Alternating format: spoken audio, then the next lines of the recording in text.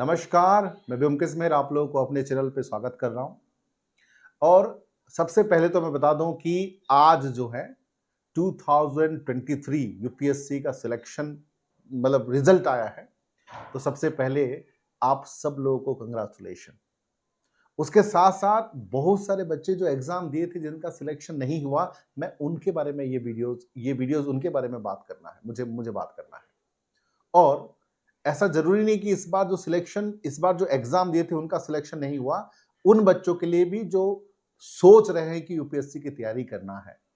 और बहुत सारे बच्चे ऐसे हैं जो 1 साल 2 साल 3 साल 4 साल 5 साल इवन 6 7 साल तैयारी करने के बाद भी यूपीएससी में सिलेक्शन नहीं होता है।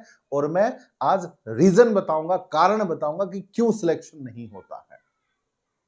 देखो, सबसे पहला कारण है not having a proper strategy. हमारे पास क्या होता है, हर एक तीसरे दिन में हम अपना स्ट्रेटेजी चेंज करते हैं। आज कोई टॉपर है, उसने कुछ बोल दिया कि ये कोचिंग में ज्वाइन करना है, ये नोट्स पढ़ना है, ये किताब पढ़ना है, इस तरीके से बनाना है, ये टेस्ट सीरीज ज्वाइन करता हूं, हम उसको फॉलो करने लगते हैं। मैं हमेशा बोलता हूं कि एवरीबडी इज इंडिविजुअल। सबकी अपनी अपनी स्ट्रेटेजी है, सबकी अपनी अपनी जो है क्वालिटीज है। अब आप देखिए ना, एक्टिंग में अगर आप अमिताभ बच्चन जी अलग तरीके से करते हैं, शाहरुख खान की एक्टिंग अलग तरीके से है, ऋतिक रोशन का एक्टिंग अलग है, इमरान खान का एक्टिंग अलग है, आमिर खान का एक्टिंग अलग है, समझ, नाना पाटेकर जी का एक्टिंग अलग है। तो एक ही तरीका नहीं है सक्सेस पाने का, आपका अपना स्ट्रेटेजी होना चाहिए। किसी का आंसर राइटिंग बहुत अच्छा हो सकता है, किसी का रीडिंग स्किल बहुत स्पीड हो सकता है, किसी का राइटिंग्स बहुत फास्ट हो सकता है, कोई इजीली याद करता हो, या फिर आपके प्रॉब्लम्स भी हो सकते हैं। किसी का आंसर राइटिंग अच्छा नहीं हो सकता है, कोई टेस्ट सीरीज में हमेशा फेल्ड होता है, किसी को याद रखने में दिक्कत हो सकती है। तो आप अपने हिसाब से स्ट्रेटेजी बनाइए, ब्लाइंडली किसी टॉपर को या किसी को फॉलो मत करिए। और एक सबसे बड़ा प्रॉब्लम क्या होता है कि हम हर एक हफ्ते में, हर एक 15 दिन में हम अपना स्ट्रेटेजी चेंज करते रहते हैं।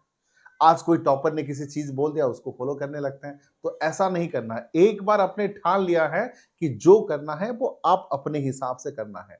जो भी किताब पढ़ना है, जो भी टेस्ट सीरीज देना है, जहां पर भी ज्वाइन करना है, जो भी वीडियोस देखना है, उसको स्टिक रहिए।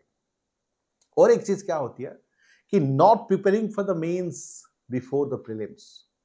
प्रीलिम्स एग्जाम से पहले 3 महीना पहले जो है आपका मेंस का सारा सिलेबस खत्म होना चाहिए।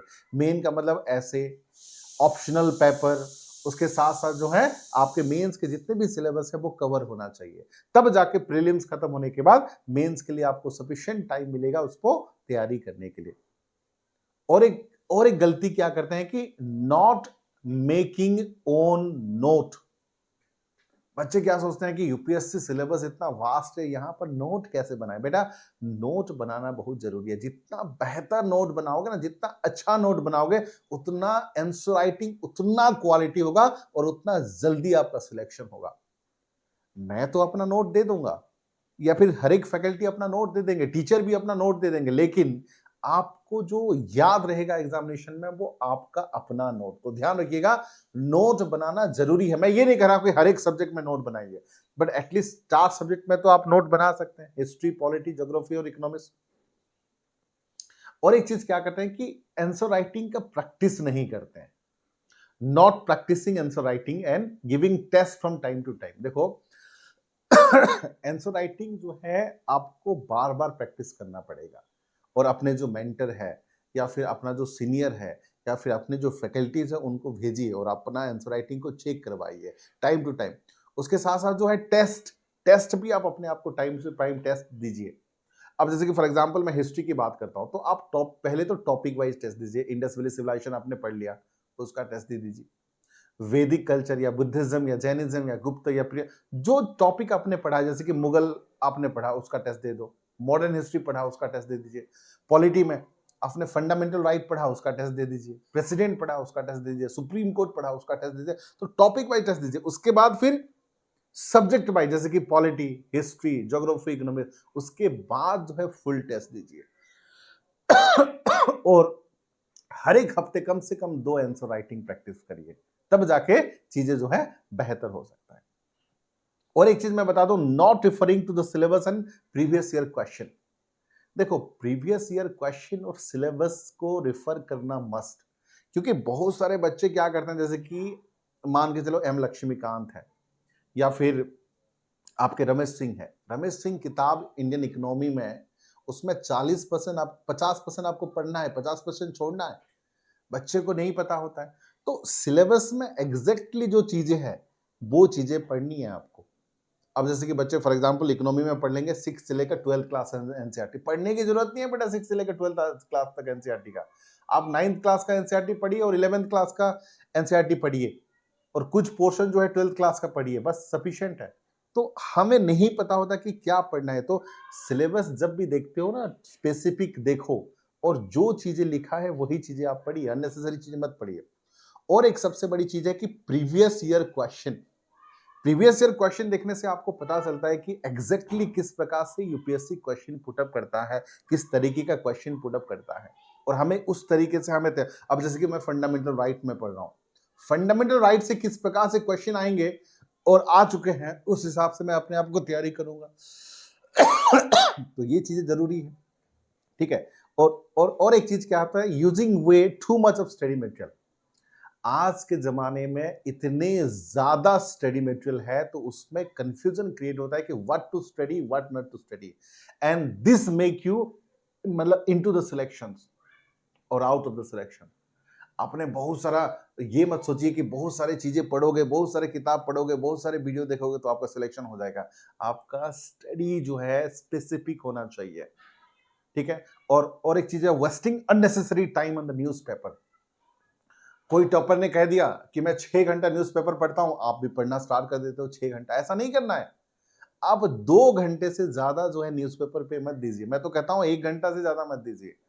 पढ़ना है तो मैगजीन पे पढ़िए, क्योंकि न्यूज़पेपर केवल आपके लिए नहीं है, वो तो एंटरटेनमेंट के लिए भी है, सबके लिए है। तो उस हिसाब से आप ध्यान रखिए। और क्या होता है, wrong use of the social media. देखो, सोशल मीडिया एक ऐसा प्लेटफॉर्म है जिसमें आपको यूपीएससी एग्जामिनेशन कंटेंट की चीजें जो है कम मिलेगा, एंटरटेनमेंट चीजें ज्यादा मिलेगा। तो वहां से आप अपने लिए बेस्ट चीजें जो है सर्च करिए, अननेसेसरी जो चीजें मतलब सर्च मत करिए। और कभी कभी क्या है, over thinking about the result, कभी कभी हम लोग जो है रिजल्ट के बारे में जरूरत से ज्यादा सोचने लगते हैं।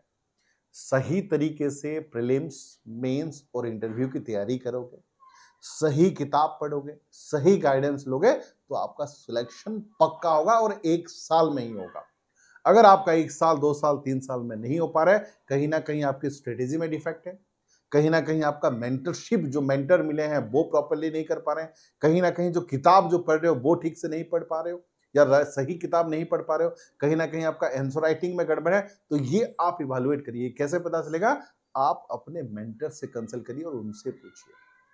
तो यही सब रीजन मैंने बताया है सिलेक्शन नहीं होने का। तो इस बार उम्मीद करते हैं, अब भी 60 दिन है और आने वाले टाइम पे दोस्त are preparing for 2024 and 25 and 26, इस सब चीजों का ध्यान में रखिए। और मैं उम्मीद करता हूं कि अगले बार, जो इस बार जैसे कि टॉपर का लिस्ट में ये सब का लिस्ट आया है, अगले बार आप भी एक दिन टॉपर के लिस्ट में आ जाओ। Wish you all the best and good luck and take care. Thank you.